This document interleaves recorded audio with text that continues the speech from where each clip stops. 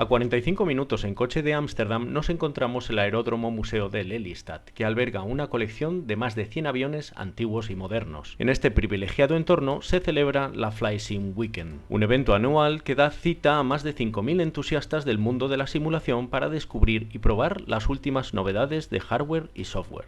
Este año he asistido como colaborador de Winwing, que debutaba en la feria con uno de los expositores más visitados del fin de semana, debido a la alta expectación generada por su nueva línea de productos Cybertaurus con control electrónico de carga.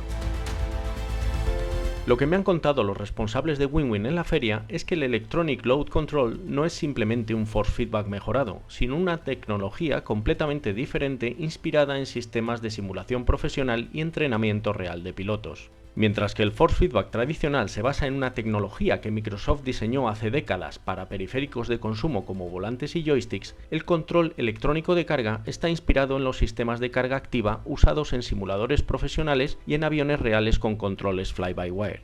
Además, en el force feedback tradicional, los motores aplican fuerzas directamente sobre el joystick para simular efectos como vibración o resistencia aerodinámica. Con el control electrónico de carga, los motores no empujan directamente la palanca, sino que modifican la carga percibida por el usuario de manera precisa y dinámica, replicando cómo los controles de un avión real se vuelven más pesados o más ligeros según la velocidad, el trimado o la configuración del aparato.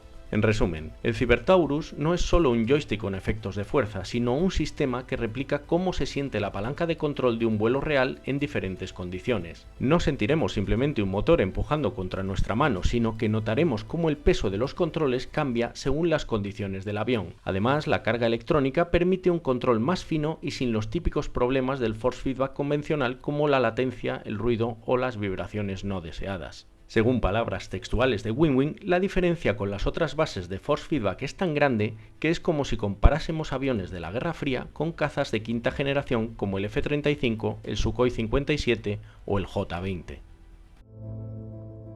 Las bases de joystick se dividen en dos tipos que tienen la misma forma, con reductora marcadas con una R y Direct Drive marcadas con una D. Aunque está planeado que haya un total de 8 bases, 4 con reductora y otras 4 Direct Drive, en la Expo se han presentado solo 3 modelos. El primero de ellos es un modelo con reductora que ofrece más de 20 Nm por $415 y los otros dos modelos comparten el mismo motor pero con configuraciones diferentes por $700. Uno con reductora con más de 60 Nm de par y otro con transmisión directa o Direct Drive de más de 16 Nm de fuerza.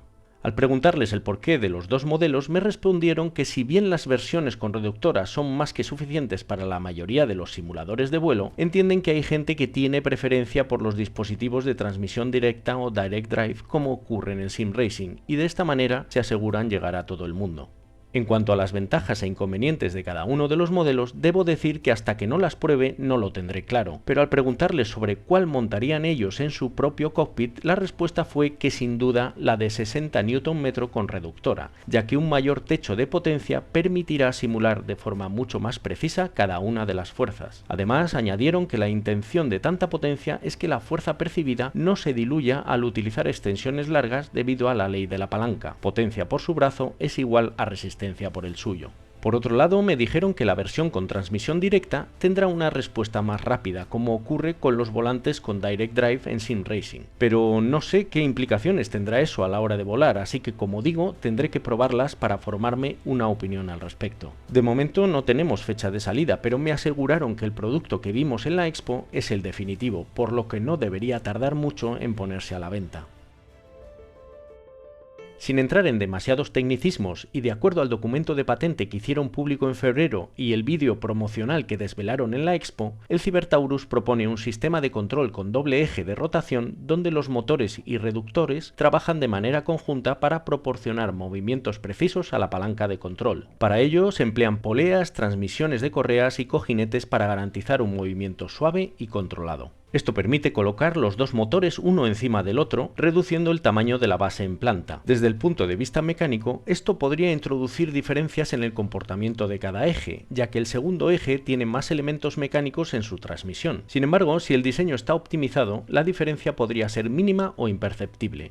Esto se consigue reduciendo la longitud de las correas y evitando engranajes grandes para ayudar a que la transmisión de movimiento sea más eficiente, como parece que ha hecho Winwing con su diseño. En cuanto al Direct Drive, no llega a ser un Direct Drive puro, ya que en un joystick de 2 ejes es mucho más complejo de implementar que en un volante, que solo tiene un eje de rotación. Si intentaran hacer un Direct Drive de verdad para ambos ejes sin usar transmisiones intermedias, el tamaño de la base aumentaría drásticamente. Además, el segundo eje tendría que mover la estructura completa del primer eje, lo que aumentaría la inercia y haría más difícil controlar la aceleración. Esto explica por qué no existen bases Direct Drive puras en el mercado para joysticks de aviación, ya que sería demasiado grande y pesado para un cockpit doméstico. Por eso, hacer un joystick Direct Drive puro es extremadamente complicado y la única manera realista de hacerlo es usando un diseño híbrido con algún tipo de reducción mecánica optimizada como ha hecho Winwing. Algo que me ha gustado del diseño es que la parte donde se acopla la empuñadura sale hacia nosotros 15 centímetros y la zona más voluminosa queda alejada y retirada del asiento.